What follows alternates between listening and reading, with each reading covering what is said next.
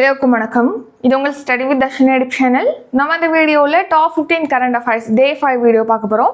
So இது வரைக்கும் டே 4 வரைக்கும் டாப் 15 கரண்ட் அஃபேர்ஸ் வீடியோ நம்ம சேனலில் அப்லோட் பண்ணியிருக்கோம். நீங்கள் இன்னும் பார்க்கலன்னா சேனலில் செக் பண்ணி பார்த்துக்கோங்க. ஸோ இன்றைக்கி பார்க்க போகிறது டே 5. ஸோ இந்த டே சீரிஸ் எதுக்காக ஸ்டார்ட் பண்ணியிருக்கோம் அப்படின்னா குரூப் 2 எக்ஸாமுக்காக லாஸ்ட் 1 இயரில் இருக்கக்கூடிய டாப் 15 கரண்ட் அஃபேர்ஸ் தான் நம்ம பார்க்குறோம் ஒவ்வொரு நாளும். இப்போ டே 5 நம்ம பார்க்கலாம் ஃபஸ்ட்டு. ஸோ ஃபர்ஸ்ட் கொஸ்டின், குடியுரிமை திருத்த சட்டம் நாடு முழுவதும் எந்த நாளில் அமலுக்கு வந்துள்ளது? ஆன்சர் மார்ச் 11ஆம் தேதி. ஸோ இந்த வருஷம் மார்ச் 11ஆம் தேதி தான் குடியுரிமை திருத்த சட்டம் 2019 ஆனது நம்ம நாடு முழுக்க நடைமுறைக்கு வந்திருக்கு. ஸோ குடியுரிமை சட்டம் அப்படிங்கிறது எப்போ இயற்றப்பட்டதுன்னு கேட்டிங்கன்னா 1955ஆம் ஆண்டு தான் குடியுரிமை சட்டமானது இயற்றப்பட்டது. ஸோ இந்த சட்டம் பல முறை திருத்தப்பட்டிருக்கு. லாஸ்டா 2019ஆம் ஆண்டு திருத்தப்பட்டது. ஸோ இப்போ வரைக்கும் அது அமல்படுத்தாமல் இருந்த நிலையில இந்த வருஷம் மார்ச் 11ஆம் தேதி அந்த குடியுரிமை திருத்த சட்டம் 2019 ஆனது நாடு முழுக்க அமலுக்கு வந்திருக்கு. ஸோ இந்த திருத்த சட்டம் எதுக்காக இயற்றப்பட்டது அப்படின்னா, நம்ம நாட்டுடைய அண்டை நாடுகளா இருக்கு இல்லையா, வங்கதேசம், பாகிஸ்தான், ஆப்கானிஸ்தான், இந்த 3 நாடுகளில் அங்கே மத துன்புறுத்தலுக்கு உள்ளாகி அங்கே இருக்க முடியாமல் நம்ம நாட்டுக்கு புலம்பெயர்ந்திருப்பாங்க இல்லையா, அவங்களுக்கு குடியுரிமை வழங்குவதற்காக தான் இந்த சட்டமானது இயற்றப்பட்டிருக்கு, திருத்த சட்டமானது. ஸோ அதாவது முக்கியமாக 2014ஆம் ஆண்டு டிசம்பர் 31ஆம் தேதிக்கு முன்னாடி நம்ம நாட்டுக்கு இந்த 3 நாடுகள்லேருந்து புலம்பெயர்ந்த மத சிறுபான்மையினருக்கு குடியுரிமை வழங்குவதற்காக தான் இந்த சட்டமானது இயற்றப்பட்டது. மத சிறுபான்மையினர் அப்படின்னா என்னன்னா, இப்போ ஒரு நாடு இருக்கு, இப்போ இந்த வங்கதேசம், பாகிஸ்தான், ஆப்கானிஸ்தான், இந்த 3 நாடுகள்லையுமே பார்த்தீங்கன்னா முஸ்லீம்கள் தான் அதிகமாக இருப்பாங்க. அப்போ முஸ்லீம்கள் தான் பெரும்பான்மையாக இருப்பாங்க. அதுதான் மத பெரும்பான்மை கொண்ட நாடு முஸ்லீம் பெரும்பான்மை கொண்ட நாடுகள் இது 3மே. அங்கே கிறிஸ்தவர்கள், சீக்கியர்கள், இந்துக்கள் இவங்கெல்லாம் குறைவான எண்ணிக்கையில் தான் இருப்பாங்க. ஸோ அதனால அவங்கெல்லாம் மத சிறுபான்மையினர் அப்படின்னு சொல்லிட்டு நம்ம குறிப்பிடுவோம். ஸோ அதன்படி பார்த்தீங்கன்னா இந்த 3 நாடுகள்லேருந்து 2014ஆம் ஆண்டு டிசம்பர் 31ஆம் தேதிக்கு முன்னாடி நம்ம நாட்டுக்கு குடியேறிய புலம்பெயர்ந்த முஸ்லிம்கள் அல்லாத இந்துக்கள், சீக்கியர்கள், சமணர்கள், பௌத்த மதத்தை சேர்ந்தவங்க, பார்சிகள், கிறிஸ்தவர்கள் இவங்களுக்கு நம்ம இந்திய குடியுரிமையை வழங்குவதற்காக தான் இந்த திருத்த சட்டமானது இயற்றப்பட்டது 2019ஆம் ஆண்டு. ஸோ அதை இப்போ மார்ச் 11ஆம் தேதி அமலுக்கு வந்திருக்கு. அடுத்து 2வது கேள்வி, மொழிபெயர்ப்புக்கான சாகித்ய அகாதமி விருது யாருக்கு அறிவிக்கப்பட்டுள்ளது? ஆன்சர் கண்ணையன் தட்சிணாமூர்த்தி. ஸோ கண்ணையன் தட்சிணாமூர்த்தி அவர்களுக்கு தான் இப்போ இந்த வருஷத்துக்கான மொழிபெயர்ப்புக்கான சாகித்ய அகாதமி விருதானது அறிவிக்கப்பட்டிருக்கு. ஸோ சாகித்ய அகாதமி விருது அப்படிங்கிறது பார்த்தீங்கன்னா மத்திய அரசு சார்பில் இலக்கியத்திற்கு வழங்கப்படக்கூடிய உயரிய விருதாக கருதப்படுது இந்த சாகித்ய அகாதமி விருது. ஸோ இந்த வருஷம் பார்த்தீங்கன்னா மொழிபெயர்ப்புக்கான சாகித்ய அகாதமி விருது கண்ணையன் தட்சிணாமூர்த்தி அவர்களுக்கு அறிவிக்கப்பட்டிருக்கு தமிழ் மொழி பிரிவில்.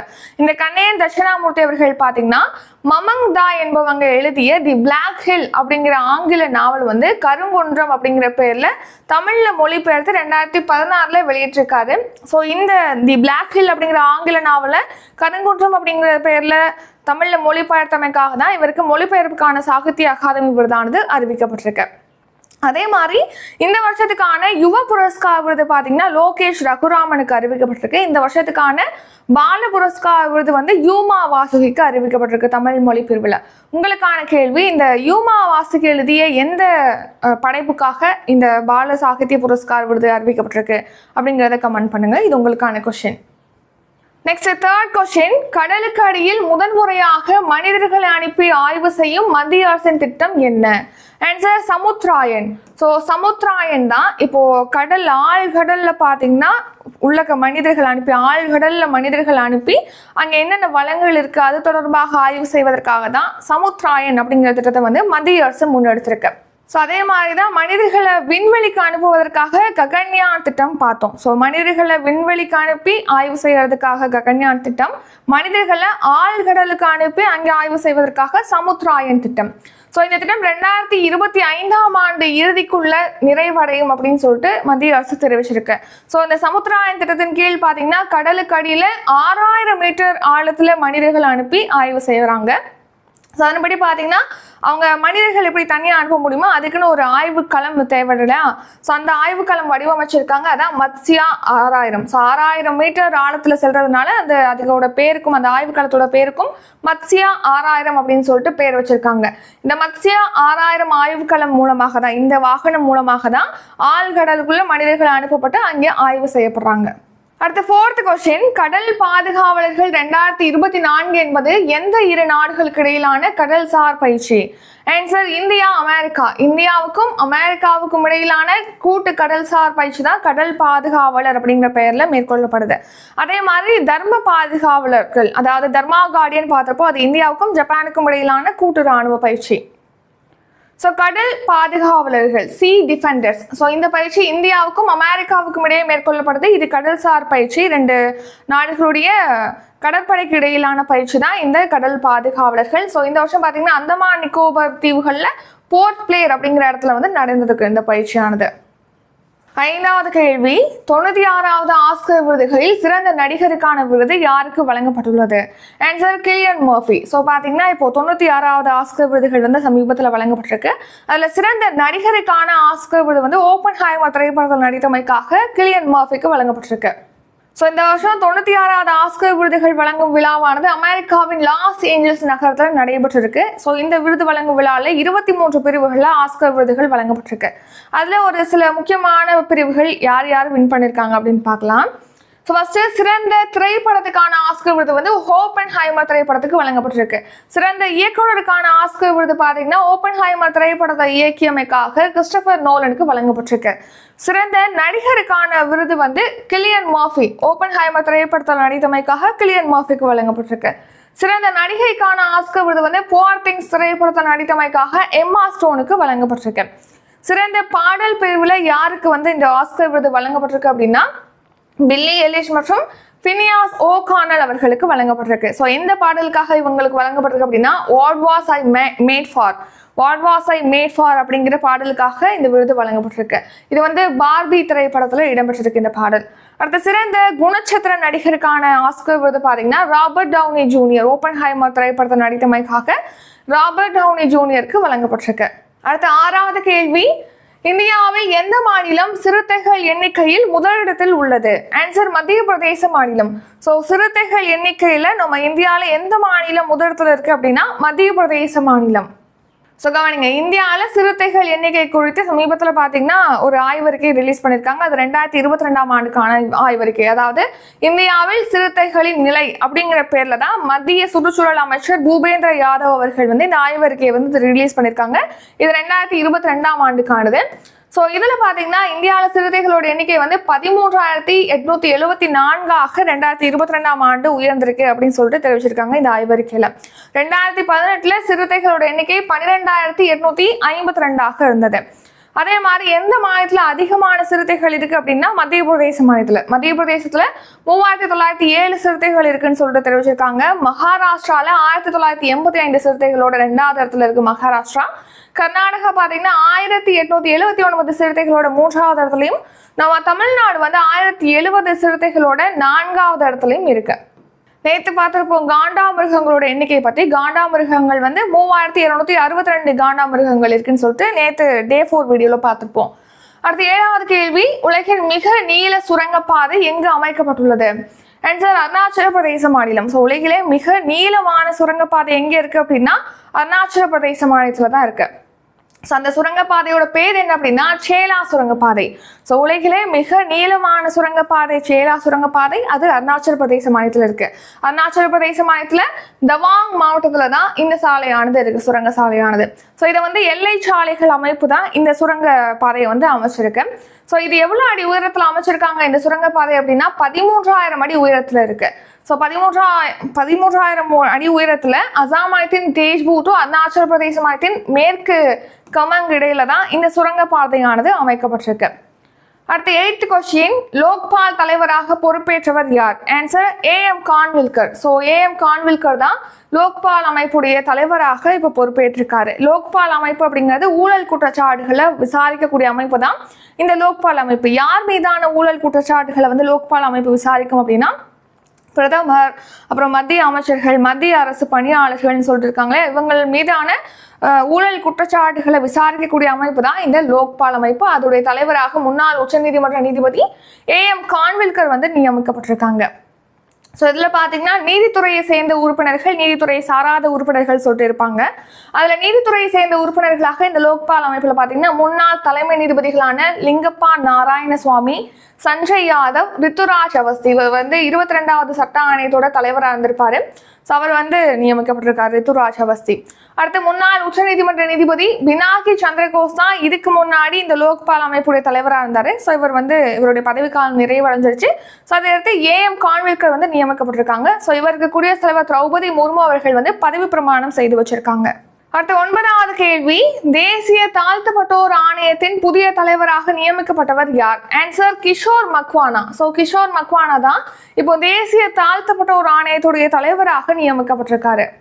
கவனிங்க, கிஷோர் மக்வானா என்பவர் வந்து பாஜகவுடைய மூத்த தலைவர் மற்றும் பத்திரிகையாளர். இவர் பாத்தீங்கன்னா இப்போ தேசிய தாழ்த்தப்பட்டோர் ஆணையத்துடைய புதிய தலைவராக நியமிக்கப்பட்டிருக்காரு. இதுக்கு முன்னாடி இந்த பொறுப்புல இருந்தவர் யாருன்னா விஜய் சாம்லா என்பவர்.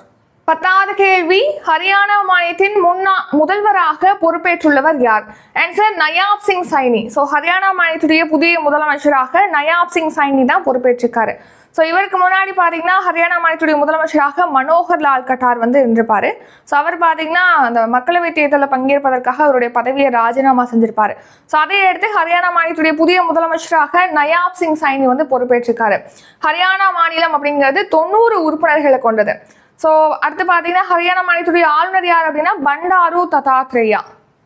Next bonus current affairs. Jharkhand மாநிலத்துடைய தற்போதைய முதலமைச்சராக ஹேமந்த் சோரன் இருக்காரு. ராஜஸ்தான் மாநிலத்துடைய தற்போதைய முதலமைச்சராக பஜன்லால் சர்மா இருக்காங்க. மிசோரம் மாநிலத்துடைய தற்போதைய முதலமைச்சராக லால் துஹோமா. பீகார் மாநிலத்துடைய முதலமைச்சர் நிதிஷ்குமார். தெலுங்கானா மாநிலத்துடைய முதலமைச்சர் ரேவந்த் ரெட்டி. 11வது கேள்வி, எந்த நாள் ஹைதராபாத் விடுதலை தினமாக கொண்டாடப்படும் என மத்திய அரசு அறிவித்துள்ளது? ஆன்சர் செப்டம்பர் 17ஆம் தேதி. ஸோ இந்த வருஷம் பார்த்தீங்கன்னா இனிமேல் வந்து செப்டம்பர் 17ஆம் தேதி ஹைதராபாத் விடுதலை நாளாக கொண்டாடப்படும் அப்படின்னு சொல்லிட்டு மத்திய அரசு அறிவிச்சிருக்கு.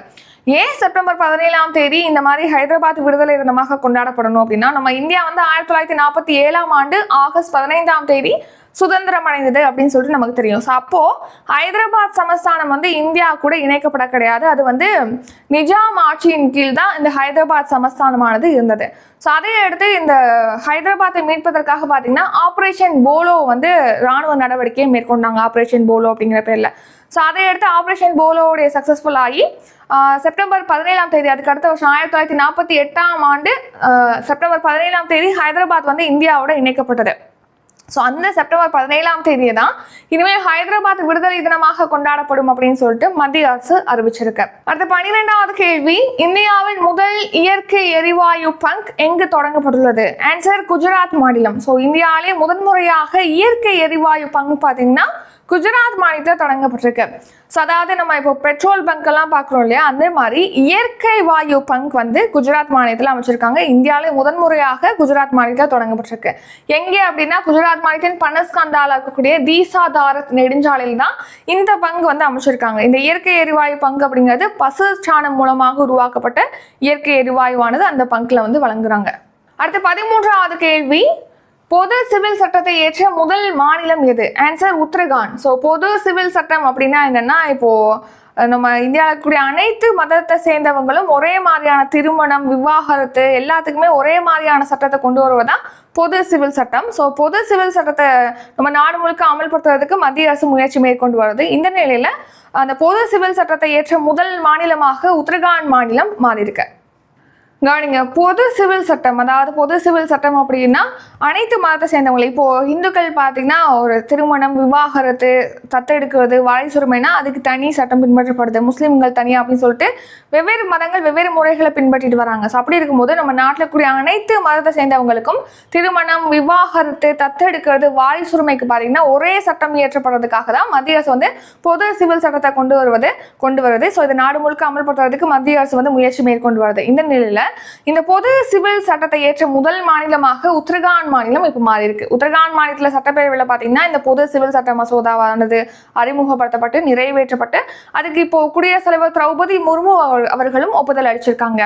ஸோ அரசமைப்பு சட்டப்பேரவை 201 படி திரௌபதி முர்மு அவர்கள் பாத்தீங்கன்னா இந்த மசோதாவுக்கு ஒப்புதல் அளிச்சிருக்காங்க. ஸோ இந்த 201 ஆர்டிகல் சொல்றோம் இல்லையா, இப்போ சட்டப்பிரிவு 200 அப்படிங்கிறது பாத்தீங்கன்னா ஒரு மசோதா நிறைவேற்றப்படுது ஒரு மாநிலத்தில் அப்படின்னா அந்த மசோதாவுக்கு ஆளுநர் ஒப்புதல் அளிக்கலாம், இல்லைன்னா அதை வந்து நிறுத்தி வைக்கலாம், இல்லைன்னா அதை குடியரசுத் தலைவருடைய ஒப்புதலுக்கு திருப்பி அளிக்கலாம், இல்லைன்னா இதுல ஒரு சில மாற்றங்கள் மேற்கொள்ளணும் அப்படின்னு சொல்லிட்டு மாநிலத்துக்கே திருப்பி அளிக்கலாம். இந்த மாதிரியான வகை முறைகள் இருக்கு இந்த சட்டப்பிரிவு 200 கீழ். மத்திய ஆளுநர் வந்து இந்த முறைகள்லாம் கடைபிடிக்கலாம். அதே மாதிரி இப்போ ஆளுநர் வந்து இந்த சட்டப்பிரிவு 200 படி குடியரசுத் தலைவர் ஒப்புதலுக்கு அனுப்பியிருக்காங்க ஒரு மசோதாவை அப்படின்னா, அந்த மசோதாவுக்கு ஆர்டிகல் 201 அதாவது சட்டப்பிரிவு 201 படி அதுக்கு குடியரசுத் தலைவர் ஒப்புதல் அளிக்கலாம், இல்லைனா நிறுத்தி வைக்கலாம், இல்லைனா எகைன் ஏதேனும் திருத்தங்கள் மேற்கொள்ள சொல்லி திரும்ப சட்டப்பேரவைக்கு அனுப்பிடலாம். ஸோ இந்த மாதிரியான வழிமுறைகள் ஆர்டிகல் 201 இருக்கு. அரசமைப்பு பிரிவு சட்டப்பிரிவு 201 படி தான் இந்த மசோதா பொது சிவில் சட்ட மசோதாவுக்கு குடியரசுத் தலைவர் திரௌபதி முர்மு அவர்கள் வந்து ஒப்புதல் அளிச்சிருக்காங்க. ஸோ அதன் மூலமாக பொது சிவில் சட்டத்தை ஏற்ற முதல் மாநிலமாக உத்தரகாண்ட் மாநிலம் உருவெடுத்திருக்கு. ஸோ இந்த பொது சிவில் சட்டத்தில் பார்த்தீங்கன்னா பலதார திருமணத்துக்கு வந்து தடை விதிக்கப்பட்டிருக்கு. அடுத்து பழங்குடியின சமூகத்தினருக்கு மற்றும் இந்த இதுல இருந்து விலக்கு அளிச்சிருக்காங்க உத்தரகாண்ட் மாநிலத்தில். அடுத்து உத்தரகாண்ட் மாநிலத்தை பொறுத்த வரைக்கும் அதோடைய கேபிட்டல் தலைநகரம் எது அப்படின்னா டேராடூன் மற்றும் கெய்சன். டேராடூன் அப்படிங்கிறது குளிர்கால தலைநகரம், கெய்சன் அப்படிங்கிறது கோடைகால தலைநகரம். அடுத்த சீஃப் மினிஸ்டர் முதலமைச்சர் யார் அப்படின்னா புஷ்கர் சிங் தாமி. கவர்னர் யார் அப்படின்னா குர்மீத் சிங். 14வது கேள்வி, ஒரே நாடு ஒரே தேர்தல் திட்ட சாத்தியக்கூறுகளை ஆய்வு செய்ய யாருடைய தலைமையில் உயர்நிலை குழு அமைக்கப்பட்டது? ஆன்சர் ராம்நாத் கோவிந்த். ஸோ நம்ம இந்தியாவுடைய முன்னாள் குடியரசுத் தலைவர் ராம்நாத் கோவிந்த் அவர்கள் தலைமையில தான் நம்ம நாடு முழுக்க சட்டப்பேரவை தேர்தல், மக்களவை தேர்தல் எல்லாத்தையுமே வந்து ஒரே டைம்ல நடத்துவது தொடர்பாக ஒரே நாடு ஒரே தேர்தல் திட்ட சாத்தியக்கூறுகளை ஆய்வு செய்யறதுக்காக உயர்நிலை குழுவானது அமைக்கப்பட்டது. ஸோ இந்த உயர்நிலை குழு பார்த்தீங்கன்னா நம்ம குடியரசுத் தலைவர் திரௌபதி முர்மு அவர்கள்ட்ட அவங்களுடைய அறிக்கையும் சமர்ப்பிச்சுட்டாங்க. அதில் பல்வேறு பரிந்துரைகள் வந்து வழங்கியிருக்காங்க. என்ன சட்டத்தில் இதுக்காக என்னென்ன திருத்தங்கள் மேற்கொள்ளணும், என்னென்ன விஷயங்கள்லாம் பண்ணணும் அப்படின்னு சொல்லிட்டு அந்த பரிந்துரைகள் அடங்கிய அறிக்கையை வந்து ரீசெண்டாக தான் வந்து திரௌபதி முர்மு அவர்கள்ட்ட அந்த உயர்நிலை குழுவானது ஒப்படைச்சிருக்கு. இப்போ இந்த உயர்நிலை குழுவை பொறுத்த வரைக்கும் அதோட தலைவராக நியமிக்கப்பட்டவர் தான் முன்னாள் குடியரசுத் தலைவர் ராம்நாத் கோவிந்த். ஸோ இதில் பார்த்தீங்கன்னா மத்திய உள்துறை அமைச்சர் அமித்ஷா, முன்னாள் நிதி ஆணைய தலைவர் NK சிங், முன்னாள் மக்களவை தலைமை செயலர் சுபாஷ் காஷ்யப், அடுத்து மாநிலங்களவை முன்னாள் எதிர்க்கட்சி தலைவர் குலாம் நபி ஆசாத் ஆகியோர் வந்து இதில் உறுப்பினர்களாக இருந்தாங்க இந்த குழுவில். ஸோ நம்ம இந்தியாவை பொறுத்த வரைக்கும் பார்த்தீங்கன்னா 1957 1967 ஆண்டு வரைக்கும் இந்த சட்டப்பேரவை தேர்தல், மக்களவை தேர்தல் எல்லாமே வந்து ஒரே தேர்தலாக தான் நடத்தப்பட்டது. அதுக்கப்புறமா தான் தனித்தனியாக நடத்தப்பட்டது சட்டப்பேரவை தேர்தல், மக்களவை தேர்தல்னு சொல்லிட்டு. இப்போ அதை மறுபடியும் ஒரே தேர்தலாக மாற்றுவதற்காக தான் இந்த உயர்நிலை குழுவை வந்து அமைச்சிருக்காங்க. அவங்களோட அறிக்கையை வந்து இப்போ சமர்ப்பிச்சிட்டாங்க. நெக்ஸ்ட் 15வது கேள்வி, 71வது உலக அழகி பட்டத்தை வென்றவர் யார்? Answer Krystyna Pyszkova. So Krystyna Pyszkova தான் இந்த வருஷத்துக்கான 71வது உலக அழகி பட்டத்தை வந்து வின் பண்ணியிருக்காங்க. ஸோ கவனிங்க, இந்த கிறிஸ்டினா பிஸ்கோவா அப்படிங்கிறவங்க வந்து செக் குடியரசை சேர்ந்தவங்க. ஸோ இவங்க தான் இப்போ இந்த வருஷம் வந்து இந்தியாவில் மும்பையில் தான் உலக அழகி போட்டியானது நடத்தப்பட்டது. 28 ஆண்டுகளுக்கு அப்புறமா இந்தியாவில் உலக அழகி போட்டியானது நடத்தப்பட்டிருக்கு. அதில் 112 நாடுகள் வந்து பங்கேற்றிருக்கு. நம்ம இந்தியா சார்பில் மும்பையை சேர்ந்த சினி ஷெட்டி வந்து பங்கேற்றிருந்தாங்க. ஸோ இப்போ இந்த 71வது உலக அழகி போட்டியில் பட்டத்தை வென்றவங்க, அழகி பட்டத்தை வென்றவங்க யார் அப்படின்னா செக் குடியரசை சேர்ந்த கிறிஸ்டினா பிஸ்கோவா. இதுக்கு முன்னாடி 70வது உலக அழகி பட்டத்தை வின் பண்ணவங்க யார் அப்படின்னா கரோலினா பியாலாஸ்கா என்பவங்க. ஸோ இதோட 15 கொஸ்டின் வந்து முடிஞ்சிருச்சு. அடுத்து வந்து நம்ம ரிவிஷன் பார்க்கலாம். ரிவிஷன் பார்க்கறதுக்கு முன்னாடி நம்ம சேனலில் ஒவ்வொரு மந்த்துக்கும் மந்த்லி கரண்ட் அஃபேர்ஸ் PDF வந்து ப்ரொவைட் பண்ணுறோம். உங்களுக்கு வேணும் அப்படின்னா டிஸ்கிரிப்ஷனில் ப்ரைஸ் டீட்டெயில் கொடுத்துருக்கோம். GPay, PhonePe, Paytm, YouPay number இருக்குது. அந்த நம்பருக்கு பே பண்ணிட்டு ஸ்க்ரீன்ஷாட் எடுத்து நம்ம வாட்ஸ்அப் நம்பருக்கு அனுப்புனீங்கன்னா உங்களுக்கு சென்ட் பண்ணிடுவோம். அதே மாதிரி 1 year சப்ஸ்கிரிப்ஷன் வந்து இப்போ ஸ்டார்ட் ஆகுது. 1 year சப்ஸ்கிரிப்ஷன் அப்படின்னா அடுத்த ஒரு வருஷத்துக்கான current affairs, daily current affairs PDF, weekly test, அடுத்த monthly current affairs PDF, monthly test இதெல்லாமே வந்து உங்களுக்கு அதில் ப்ரொவைட் பண்ணுவோம். ஸோ உங்களுக்கு வேணும் இதில் ஜாயின் பண்ண நினைக்கிறீங்கன்னா இதுக்கான ஃபீஸ் வந்து 600. அதே மாதிரி தான் ஜிபே, ஃபோன்பே இருக்குல்லையே அந்த நம்பருக்கு பே பண்ணிட்டு ஸ்க்ரீன்ஷாட் வாட்ஸ்அப் நம்பருக்கு அனுப்பணும். நெக்ஸ்ட்டு SI பேட்ச் வந்து செப்டம்பர் 5ஆம் தேதி நாளைக்கு ஸ்டார்ட் ஆகுது. அடுத்து தமிழ் டெஸ்ட் பேட்ச் செப்டம்பர் 8ஆம் தேதி ஸ்டார்ட் ஆகுது. GK பேட்ச் வந்து செப்டம்பர் 15ஆம் தேதி ஸ்டார்ட் ஆகுது. ஸோ இந்த பேட்ச் பற்றி டீட்டெயிலாம் டிஸ்கிரிப்ஷனில் கொடுத்துருக்கோம். ஒன்ஸ் செக் பண்ணிட்டு நீங்கள் ஜாயின் பண்ணிக்கலாம். டவுட் இருக்குது அப்படின்னா காண்டாக்ட் நம்பர் டிஸ்கிரிப்ஷனுக்கு கால் பண்ணியோ அல்லது வாட்ஸ்அப்பில் டெக்ஸ்ட் பண்ணியோ தாராளமாக கேட்கலாம். ஸோ இப்போ நம்ம ரிவிஷன் பார்க்கலாம். ஃபர்ஸ்ட் கொஸ்டின், குடியுரிமை திருத்த சட்டம் நாடு முழுவதும் எந்த நாளில் அமலுக்கு வந்துள்ளது? ஆன்சர் மார்ச் 11ஆம் தேதி. இரண்டாவது கேள்வி, மொழிபெயர்ப்புக்கான சாகித்ய அகாதமி விருது யாருக்கு அறிவிக்கப்பட்டுள்ளது? ஆன்சர் கண்ணையன் தட்சிணாமூர்த்தி. மூன்றாவது கேள்வி, கடலுக்கடியில் முதன்முறையாக மனிதர்களை அனுப்பி ஆய்வு செய்யும் மத்திய அரசின் திட்டம் என்ன? ஆன்சர் சமுத்ராயன். நான்காவது கேள்வி, கடல் பாதுகாவலர்கள் 2024 என்பது எந்த 2 நாடுகளுக்கு இடையிலான கடல்சார் பயிற்சி? ஆன்சர் ஆப்ஷன் பி, இந்தியா மற்றும் அமெரிக்கா. ஐந்தாவது கேள்வி, 96வது ஆஸ்கர் விருதுகளில் சிறந்த நடிகருக்கான விருது யாருக்கு வழங்கப்பட்டுள்ளது? Answer Kylian Murphy. 16வது கேள்வி, இந்தியாவில் எந்த மாநிலம் சிறுத்தைகளின் எண்ணிக்கையில் முதல் இடத்தில் உள்ளது? ஆன்சர் மத்திய பிரதேச மாநிலம். 7வது கேள்வி, உலகின் மிக நீளமான சுரங்கப்பாதை எங்கு அமைக்கப்பட்டுள்ளது? ஆன்சர் அருணாச்சல பிரதேச மாநிலம். 8வது கேள்வி, லோக்பால் தலைவராக பொறுப்பேற்றவர் யார்? Answer A M Khanwilkar. 9வது கேள்வி, தேசிய தாழ்த்தப்பட்டோர் ஆணையத்தின் புதிய தலைவராக நியமிக்கப்பட்டவர் யார்? Answer option B Kishore Makwana. 10வது கேள்வி, ஹரியானா மாநிலத்தின் முதலமைச்சராக பொறுப்பேற்றுள்ளவர் யார்? ஆன்சர் நயாப் சிங் சைனி. 11வது கேள்வி, எந்த நாள் ஹைதராபாத் விடுதலை தினமாக கொண்டாடப்படும் என மத்திய அரசு அறிவித்துள்ளது? ஆன்சர் செப்டம்பர் 17ஆம் தேதி. 12வது கேள்வி, இந்தியாவின் முதல் இயற்கை எரிவாயு பங்க் எங்கு அமைக்கப்பட்டுள்ளது? ஆன்சர் குஜராத். 13வது கேள்வி, பொது சிவில் சட்டத்தை ஏற்ற முதல் மாநிலம் எது? ஆன்சர் உத்தரகாண்ட் மாநிலம். 14வது கேள்வி, ஒரே நாடு ஒரே தேர்தல் திட்ட சாத்தியக்கூறுகளை ஆய்வு செய்ய யாருடைய தலைமையில் உயர்நிலை குழு அமைக்கப்பட்டது? ஆன்சர் ராம்நாத் கோவிந்த். 15வது கேள்வி, 71வது உலக அழகி பட்டத்தை வென்றவர் யார்? Answer Krystyna Pyszkova. இத்துடன் இந்த top 15 current affairs day 5 video நிறைவடையுது. இந்த வீடியோ உங்களுக்கு பிடிச்சிருந்தா லைக் பண்ணுங்க, ஷேர் பண்ணுங்க. நம்ம சேனலை நீங்க இன்னும் சப்ஸ்கிரைப் பண்ணலன்னா மறக்காம சப்ஸ்கிரைப் பண்ணிக்கோங்க. நன்றி, வணக்கம்.